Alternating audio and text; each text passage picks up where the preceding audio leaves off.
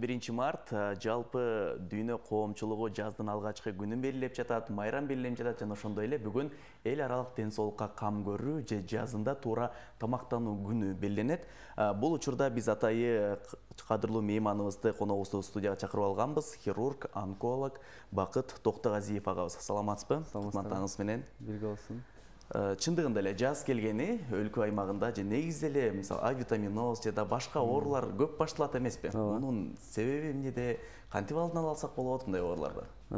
Биздин негизи эле кыргыз элибиздин рациону туура эмес да, негизи элечи айтканда. Себеби ата бабаларыбыздан калган бул тоолоп жүрүп, көбүнчө эле эт колдонуп, камыр колдонуп, нан колдонуп, чөп чарга көп маани бербей калганбыз да. Анан күнүмдүгүбүз да ошондой да, чөп чар мен тиги мал берем деген сүйлөп ушундай сымалдарды көп да угам андайды да. Анан ошол себептен биздин жашообузда ошол чөп чарды көп колдобогондуктан, мисалы түрктөрдүкүндө, башка мындай чоң мамлекеттердикинде карап турсаңыз, рациондо мындай турецкий завтрак деп коет, английский завтрак деп коет. Обязательно карап турсаңыз, ошол жакта сбалансированный да, мындай питаниясынчы. Жумуртка дагы белок дагы бар, чөп чары дагы бар, жанагы зайтин деп коет, жана оливковое масло деп коет. Ошолордун баардыгы, көп нерсенин баары бирип келип, анан ошо рационду бир жакшы баланс кылат да, ошондо гана биздин ичегибиз, бизге жеткен витаминдин баардыгы, бизге жеткен микроэлементтердин баардыгы, ошонун баардыгы бир топтолуп, анан организмге жакшы болот. Анан ар дайым эле эт, картошка, камыр жей берсек, ар дайым эле ошол бизде ичегибизде проблемалар көп болуп баштайт. Ошол себептен оорулардын да көптүгү баштайт. Азыр себеби дүйнө жүзүндө негизи эле Кыргызстаныбызда деле андан артта калбай эле онкологиялык оорулар ошондон да көбөйүп атат да. Тамакты туура эмес колдонуп, тамакты туура эмес жегенден көптөгөн хирургиялык жана онкологиялык оорулар алып келип атат да буга. Ооба. Эртең мененки тамактануу деп калдыңыздар. Негизи эле кыргыздарда мындай эртең мененки тамактануу рациону барбы? Биз эртең менен кечектен калган тамакты эле жеп көңүп калганбыз да көбүнесе. Ооба. Чоң мисалы ысырапчылык болуп калбасын деп эле кечки тамакты эртең мененки жеп калат. Бирок жакшы тамак калганча жаман курсак айрылсын деген да кеп бар эмеспи? Бирок негизи эртең мененки кечки ошол майлуу тамак эртең менен организмге даяр эмес да, бул нерсечи. Ошол себептен күчтүү тамакты жеп алганда бул организмибизге кыйын болуп калат. Ашказаныбызга дагы, ичегилерге дагы кыйын болуп калат. Ал мисалы атайын адамдын биоритми бар да, негизичи нормадачы. Определенный убакытта ашказандын согу иштеп баштайт. Определенный убакытта гормондор чыгып баштайт организмде. Анан ошол себептен эртең менен организм негизи майлуу тамакка даяр эмес болгон үчүн ушундай ар кандай дагы жана бизде кыргыздарда өтүндө таш болуп кетти. Эмне себептен? Себеби кечинде майлуу тамак жейбиз, кайра кечинде тамакты эртең менен майлуу жеп алабыз. Ошондон анан бүт проблеманын баары башталып атат да. Эртең менен жеңилирээк, мындай жеңил сиңире турган тамактарды жеш керек да. Ошондо гана мындай эртең менен жеңил кетесиздер да, жумушка дагы, анан жумушта дагы. Анан эртең менен ukta албай туруп өзүңүз көзү ачпай дегендей, анан оор тамак ичип алып, организмге кайра оор келтирип, анан күнүңүз ошол оор өтөт да, негизичи. Ошол себептен мындай кичинеден жеңил кылып, например, эмнеге биз советтин учурунда калган кашалар. Себеби каша бул жеңил сиңирилет организмге. Эртең менен ошо кашадан жеп, анан кичине ошол овощ, фруктудан кошуп, мындай жашылча жемиштерден кошуп, ошондон кичинеден көндүрсөк, ошондо гана мындай күнүбүз жеңилдеп өтөт, организмге да жеңил болот. Ошол себептен биз авитаминозду сезбей эле өтүп кетишибиз мүмкүн да. Жазында негизи кышындын башкы убактарында негизи көбүнчө эле авитаминоз болот. Ошолорду билинбей эле өтүлөт да. Ал эми мисалы ар бир улуттун өзүнүн тамак ашы бар эмеспи? Ошого жараша алардын өздөрүнүн рациону бар. Анан көбүн эсе Кыргызда мисалы кечкисин башталат эмеспи? Той тамаша баардык тең. Анан Кыргыздын ашказаны көнгөн, башкалардын салыштырмалуу кечинде курсагыбыз тоюп жатмайынча биз уктай албайбыз деген сыяктуу жагдайлар көп эле. Анан диета дей беребиз. Кыргыздарга диета кармаш өтө эле оор болуш керек, кечкисин баардыгы башталат. Жок, мындай дейм, ар бир адамды мисалы бул мындай эле да, бул жаман адат сымал эле да. Тамеки чеккендей эле, ошол себептен эле курсакты мындай лыкыйта тоюп алган бул деле жаман адат негизичи. баягы динде деле айтылат да, бул нафстын тыйышын бир себеби да. Себеби оозду тынбайынча анда ашказанда, себеби ашказан бул булчундуу орган болгондон бул чоюлуп кайра кичирейе берет булчу. Биз канча ошончо жесек, ашказан ошончо чоюла берет. Например, нормада 3 литр болгон болсо 6-8 литрге чейин чоюла берет да. Анан ошол ашказанды толтуруш керек болот. Күнүгө тамакты көп жеген сайын ошончо толо берет дагы, чоюла берет. Организм толо берет дагы, анан ошончо энергияны сурап баштайт да булчу. Ошол себептен неге азыр Кыргызстанда деги эле дүйнө жүзүндө ашыктуу салмак деген проблема чыгып келатат.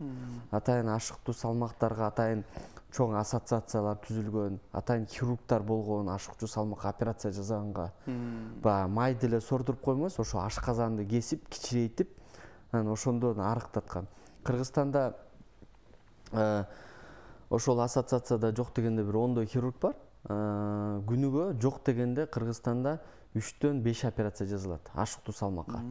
Себеби күнүнө 100 килограммдан 160-200 килограммга жеткен адамдар бар. Буту менен тура албай калгандар, себеби весин көтөрө албай калгандар көп. Ошол себептен сахарный кант диабети болуп келет, ошол себептен жүрөк оорулары болуп келет, ошол себептен жана белде грыжа, буттагы ар кандай толтура нерсенин баары бул ашыктуу салмактан да. Ашыкча салмак биз көбүрөөк тамак ичкенибизби же кыймылдын астыгынан келеби? Бул эки нерсе да. Жашообузда ошол эки балансты кармаш керек болобуз да. Ошол тамак ичсек дагы бирок ошончо кыймылдаш керекпиз. Эси бир жерден өйдө же ылдый болуп кеткен болсо, мисалы көп тамак жеп аз кыймылдаган болсок, анда ашык салмак барабыз. Ошо берейин деген сурам, анткени биздин ата бабаларыбыз ошондой эле эт азыктарын жеп келип, бирок баардыгы эле арык, чымыр денеле болуп келген. Анда мындай айтканда тоодон тоого секирип, малды кармап, ушинтип аябай кыймылдап жүрүшкөн. Биздин азыр жашоо турмушубуз эмне болуп атат? Тамак жедик, отурдук, телевизор көрдүк, же телефондо отурабыз, же компьютер көрүп отурабыз. Ушундай эле убакыт өтүп атат. Анан мисалы карасаңыз, мурдакы убакытта ошол ата бабаларыбыз определенный нерселерди кармашчы. Ошентсе дагы эртең менен тамак жешчи, түштө кайра тоодон түшүп келип, кайра тамак жеп алып, же ошол апаларыбыз баштыкка салып берип кетирчи, түштө бир тамактан, кечинде келип бир тамактан чөбүз. Ошол кезде мындай шамдын убакыты болуп калат да, күндүн кирип аткан учурунда бир 6-7-8ге чейин да, ошол убакыттарда тамак жеп алып, анан оокаттарын бүтүрүп алып, анан жатышчы да. Биз эмне кылабыз?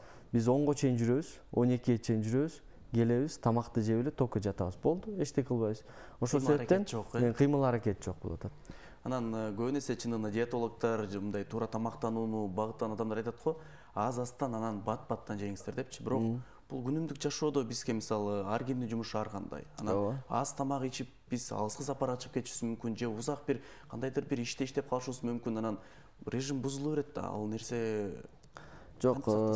Эми 5 мал тамак ичкен деле кыйын негизичи, азыр биздин кыймылыбыз жүрүшүбүздүн аракетинде. Ошол себептен эми 3 маалга деле ошол өтсө, 3 маал деле өтүп эле, ошондо эле көп жебейбиз десе, көп жебей деле ошол өзүнүн порциясы менен азыраак жеген деле болсо, ошол организмге бизге жетишип деле да. Себеби биздин азыр кыймыл аракетибиз жок болуп аткандан кийин көп отуруу, көп эле жашообуздун баары деле отуруп эле же жатып эле өтүп кетип атат.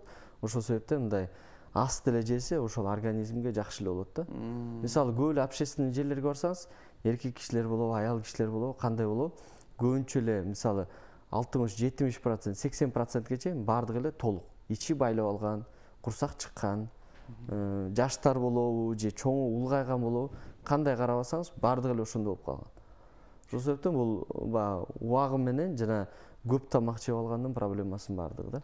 Бул ушу мисалы өнүккөн өлкөлөрдү карап өтсөк, ошол эле мисалы Сингапурдачы ашыкча салмактуулук же болбосо туура эмес тамактанууну жөнгө салыш үчүн атайын жолдо мыйзамдар бар экен да. Көчөдөн өтүп барат тамак жегенге болбойт, же болбосо тез тамактанууларды жесең ага салык бар деген сыяктуучу. Анан бизде Кыргызда ушинтип чектеп коюуга мүмкүнчүлүгүбүз болобу? Биз мисалы башыбыздан өтмөйүнчө, кыйналмайынча ал нерсени токтотууга болот. Бул негизи эле дүйнө жүзүнүн чоң проблемасына алып келет бул нерсе.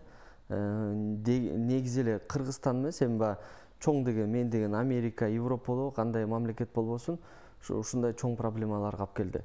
Эми бул негизи адамдын ар бир киши өзүнүн ден соолугуна жооп бергенден кийин ар бир киши өзүнө мындай ошол эме кандай айтканда өзүнө милдет менен алыш керек да. Ошол себептен гана проблеманын баары бүтөт да.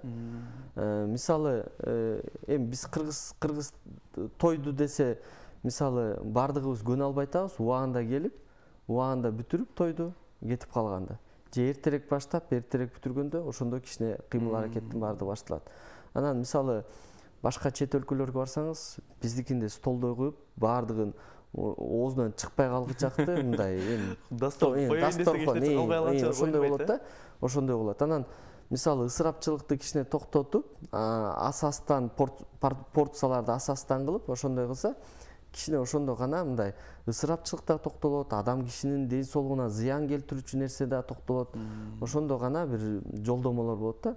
Аны ар бирөөбүз өзүбүзгө мындай багыттап, өзүбүзгө үгүт коюшубуз керек да. Эң сонун Бакыт мырза, ушул бүгүнкү эфирге даярданып жатып сиздин мисалы өздүк автобиографияңызды карап окуп турсак, ушул биздин Саахунбаев атына Кыргыз мамлекеттик университетти бүткөнсүз. Андан кийин жогорку билимди ошол эле Москвадан алып келдиңиз. Мындай хирургия, онкология жаатында чоң иштер жасап жүрөсүз. Анан ушул өлкөбүзгө иштеп калышыңыздын себеби эмне болду? Анткени сиздин чет жакта да жумушуңуз бар болчу. Эми айлык маяна боюнча дагы мисалы салыштырып келткенде Москвада 3 эсе айлык маяна бир жогору да. Шарттар да жакшы. Шарттар да жакшы болчу, себеби ал ошол атайын мен иштеген больница эң 5 больницанын бирөөсүнө кирчү да, себеби аякта робот да бар болчу, робот да Винчи да бар болчу, аяктан да операция жасачубуз. Бирок Кыргызстанда ошондой жана лапароскопия деген атайын дүйнө жүзүндө 98% операциянын баарды жасала турчу.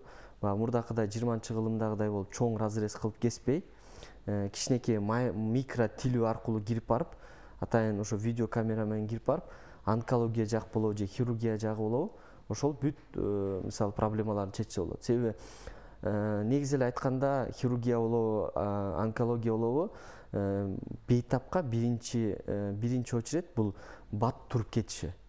Оорунун пайда болду, бирок оорудан кийин дагы реабилитацияны баттыраак өтүп кеткен негизи жакшы, себеби ошол чоң разрез кылгандан кандай деген инвалидность калып барып атат. Бул разрез деген эми чоң болгон үчүн булар 3 айга чейин жок дегенде жумушка кириши кыйын болуп калат.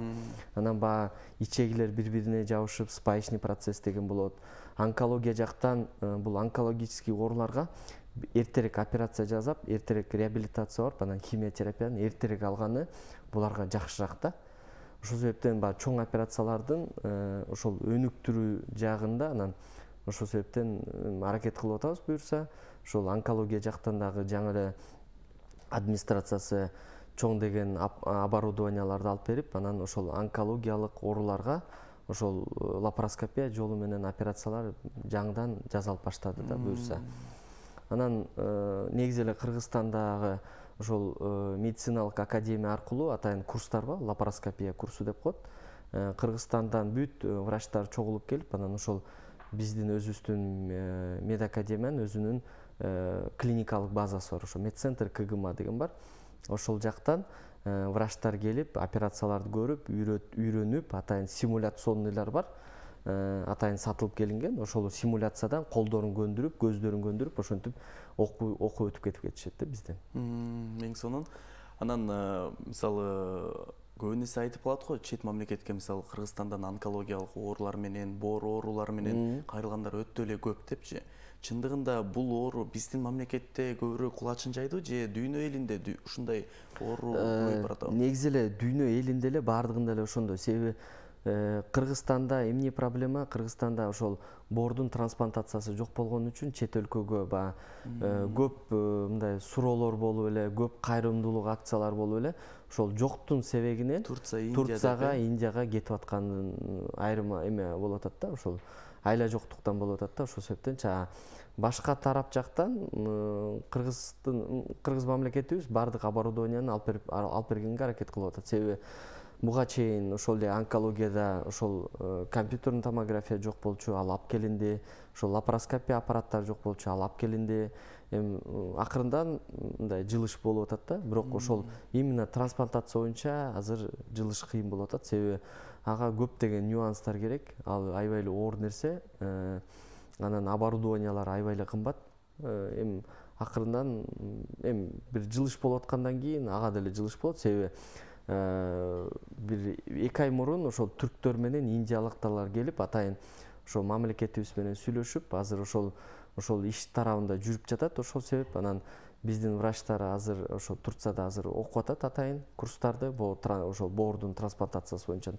Анан эми буюрса жакынкы араларда буюрса акырындан бул дагы жөнгө салынат деп турам да. Эң сонун негизи эле ушул онкологиялык оорунун түпкү өзөгү же эмнеден пайда болушу мисалы азыркыга чейин так аныктамасы жок да. Негизи сиз ушул хирург онколог катары онкологиялык ооруларды, боор ооруларды, негизи эле ооруларды алдын алуу үчүн адам эң алгач эмне кылыш керек баардык оорулар? Негизи бул жашообузда 4 нерсе бар да. Бул тукум куу деген бар.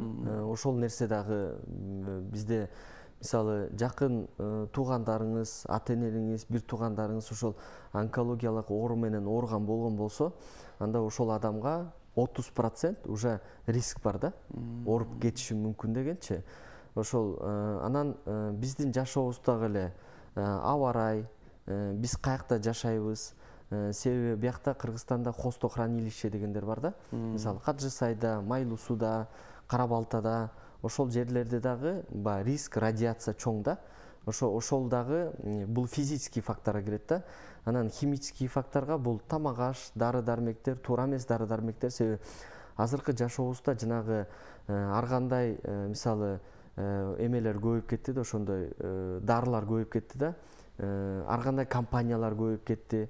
Булар Кытайдан алып келет, тигилер Индиядан алып келет, бир жерден алып келип эле ой мындан жакшы болуп кетти, анан бир чайларын ичип эле апаларыбыздын баардыгы эле бири-бирин кошуп эле шыгып ушинтип ошондой мындай контроль жок болуп калды да. Ошол себептен себеби адам киши мындай болуш керек да, ар бир дары, ар бир мисалы ыкма баардыгы мисалы исследованиядан өтүп келиш керек болот.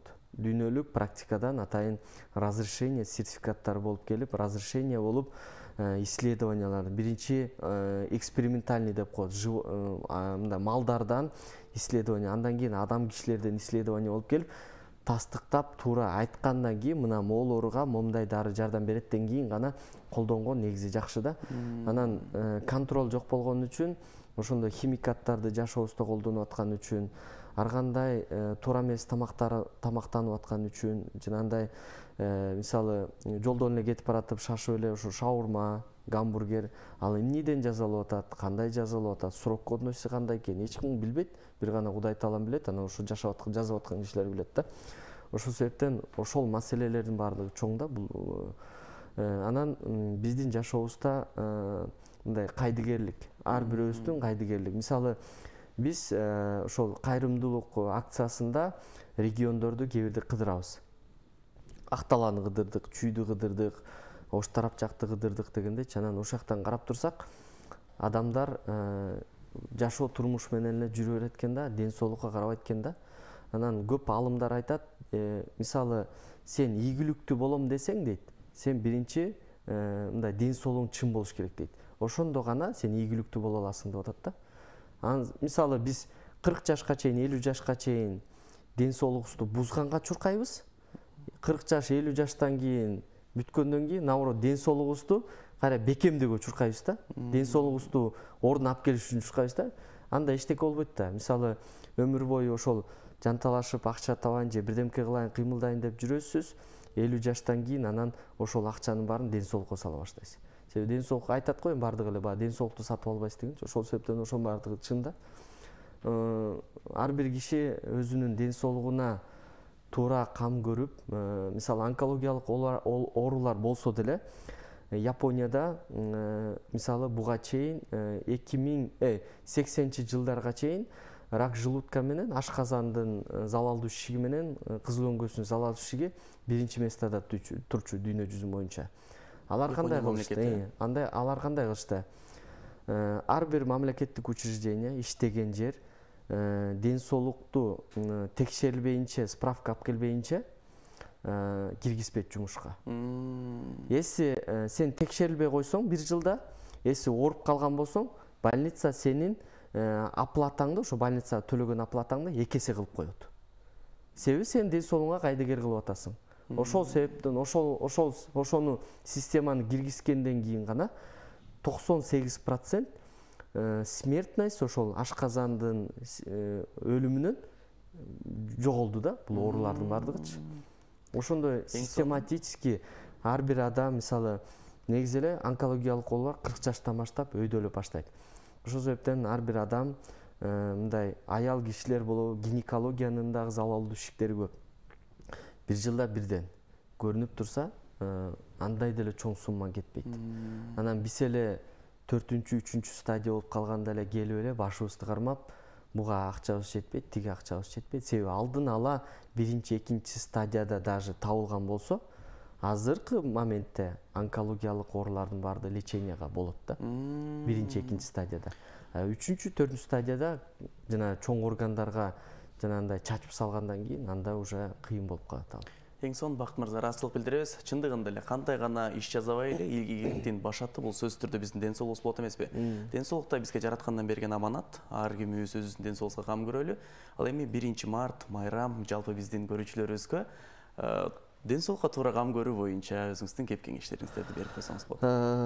Урматтуу кыргыз элим, биздин эң чоң аманатыбыз бул ден соолугубуз. Анан ушу ден соолукка кайдыгер кылбай, ар бирөөбүз ошол ден соолук менен ден соолугубузду чындап жана спорт менен машыгуу, тамагыбызды, жашообузду айланып, ойгонуп карап көрөлү дегендейчи. Себеби жашообузда туура эмес кылып аткан иштин баардыгы көп. Мамлекетке эле же башка врачтарга эле мындай ошолорго эле мындай жоопкерчиликти таштап койбой, жүктөп койбой, анан ошону өзүбүздөн баштайлы. Себеби ден соолугубуз бул өзүбүзгө эле керектүү нерсе. Ошо туура тамактанып, туура жүрүү, режимдерибизди туура кармап, ошол спорт менен машыгып, ошол ден соолукту бекемдөөгө көп нерселерди көңүл буруп, алдын ала эң жакшы бул дарылоону, бул алдын ала дарылануу да.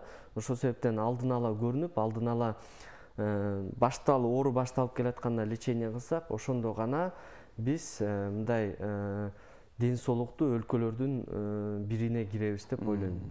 Ыраазычылык билдиребиз. Бизге келген кадырлуу мейманыбыз хирург, онколог Бакыт Токтогазиев агабыз болду. Ишиңиздерге ийгилик каалайбыз.